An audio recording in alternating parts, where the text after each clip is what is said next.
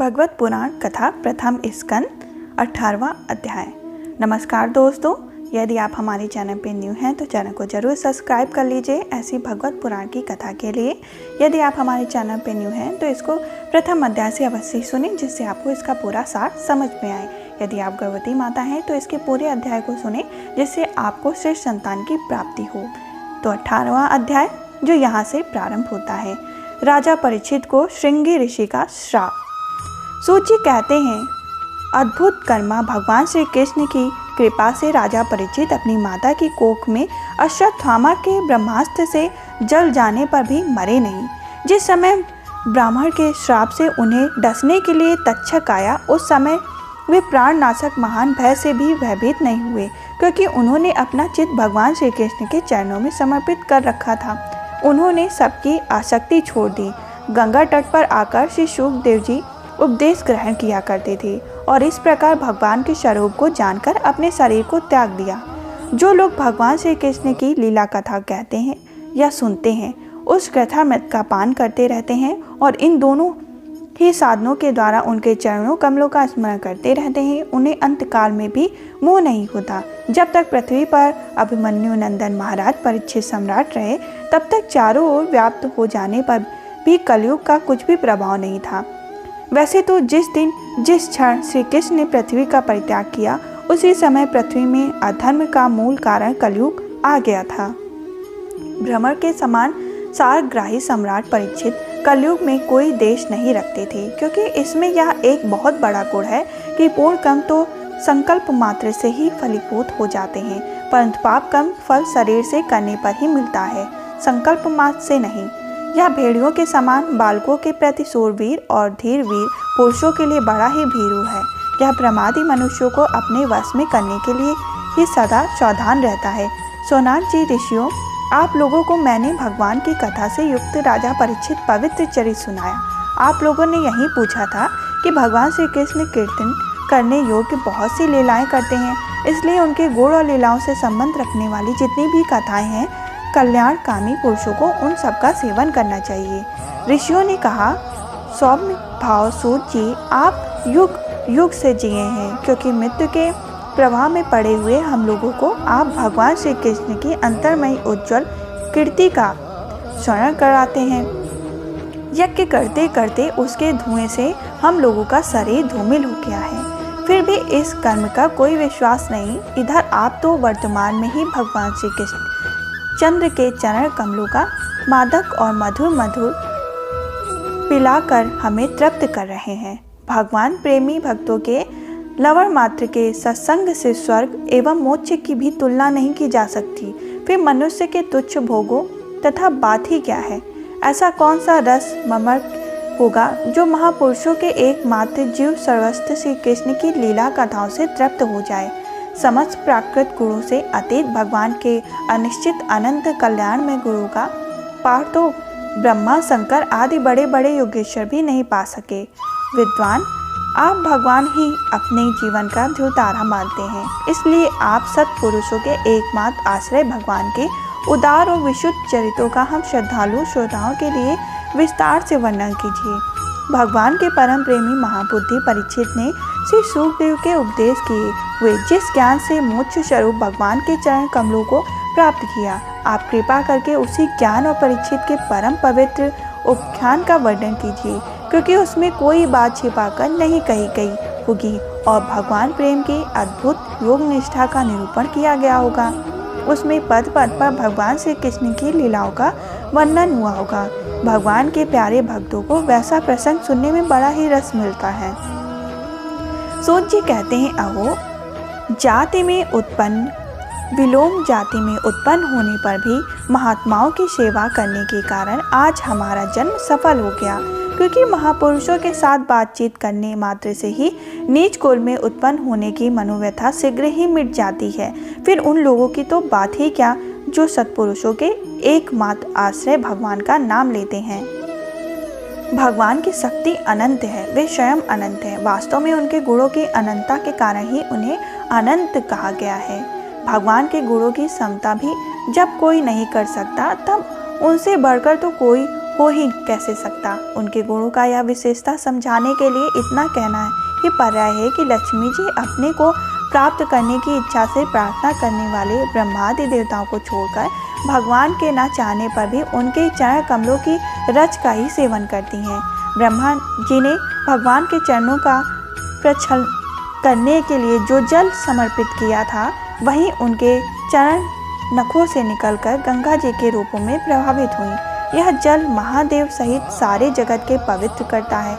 ऐसी अवस्था में त्रिभुवन में श्री कृष्ण के अतिरिक्त भगवान शब्द का दूसरा क्या अर्थ हो सकता है, जिनके प्रेम को प्राप्त करके धीर पुरुष बिना किसी हिचकिचाए देह गेह आदि की दृढ़ आसक्ति को छोड़ देते हैं और उस अंतिम परमहंस आश्रम को स्वीकार करते हैं, जिसमें किसी को कष्ट न पहुंचाना हो और सब ओर से उपशांत हो जाना ही स्वधर्म होता है।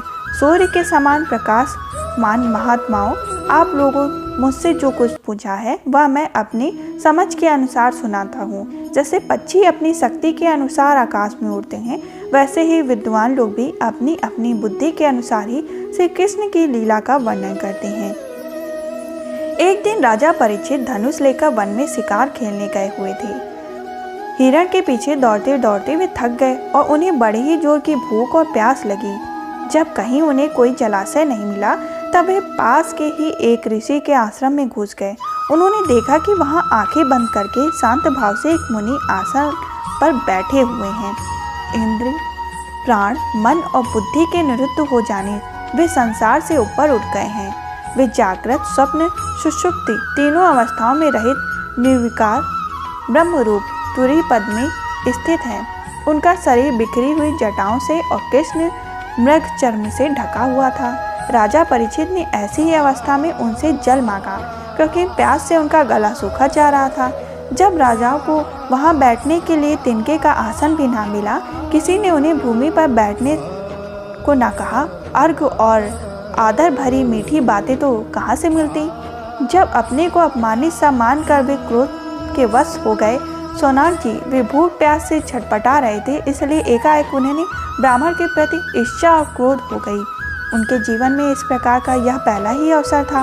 वहां से लौटते समय उन्होंने क्रोधवश धनुष की नोक से एक मारा सांप उठाकर ऋषि के गले में डाल दिया और अपनी राजधानी चले आए।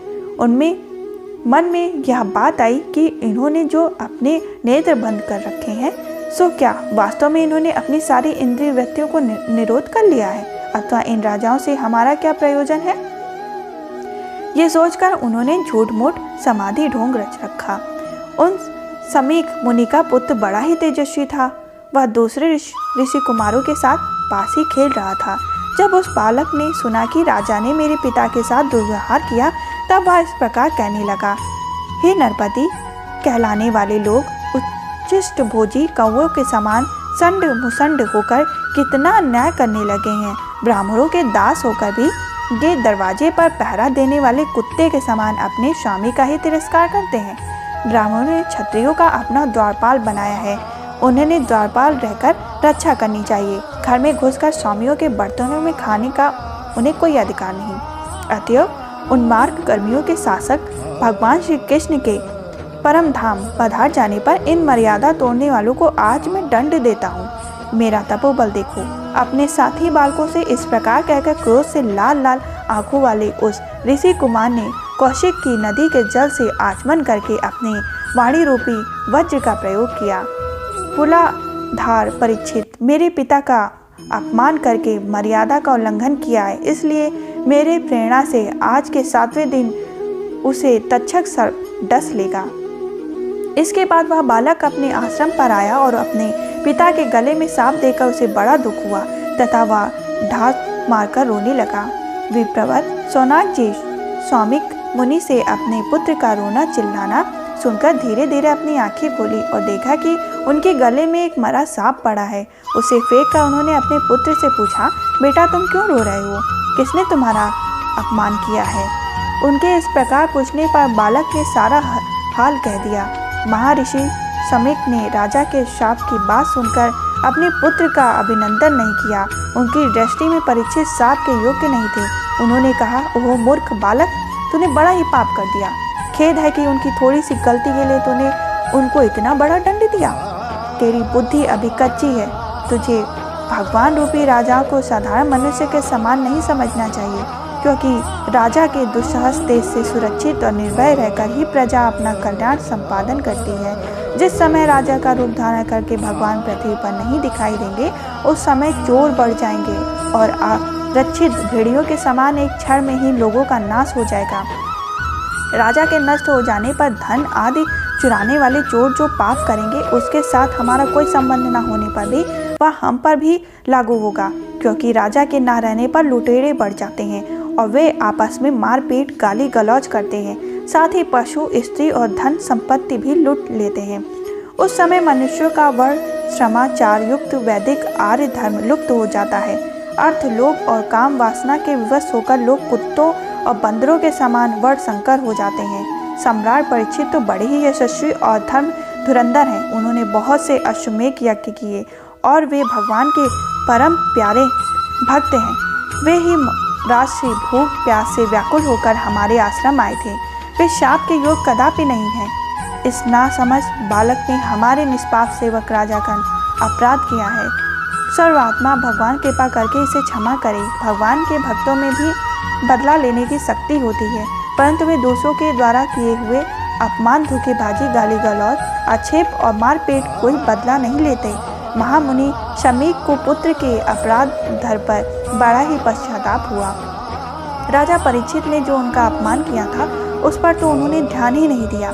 महात्माओं का स्वभाव ही ऐसा होता है कि जगत में जब दूसरे लोग उन्हें सुख दुख दंडों में डाल देते हैं, तब वे भी प्रायः हर्षित या व्यथित नहीं होते, क्योंकि आत्मा का स्वरूप तो गुणों से सर्वथा परे है। इस प्रकार हमारा 18वां अध्याय यहीं पे संपन्न हुआ। दोस्तों, यदि आप इसको सुन रहे हैं, 19वां अध्याय सुनना चाहते हैं, तो हमारे चैनल को जरूर सब्सक्राइब कर लीजिए। हम फिर मिलेंगे 19वें अध्याय के संग। श्री हरि की कृपा से आप लोग इसको सुनने को पा रहे हैं। यदि आप हमारे चैनल पर न्यू हैं तो चैनल को जरूर सब्सक्राइब कर लीजिए।